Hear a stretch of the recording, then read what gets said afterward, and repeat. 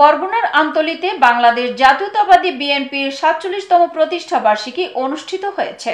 বরগুনা জেলা আমতলী উপজেলা প্রতিনিধি মোহাম্মদ ইমরান ইসলামের পাঠানো তথ্য ও ভিডিও চিত্রে দেখুন বিস্তারিত।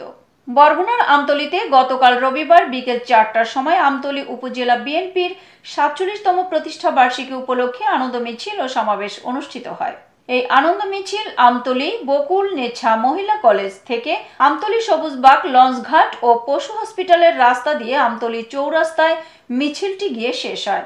এই সমাবেশে আমতলী উপজেলার সকল ইউনিয়ন ও পৌরসভা এবং আমতলী উপজেলার সকল অঙ্গ সংগঠনের নেতাকর্মীরা উপস্থিত ছিলেন।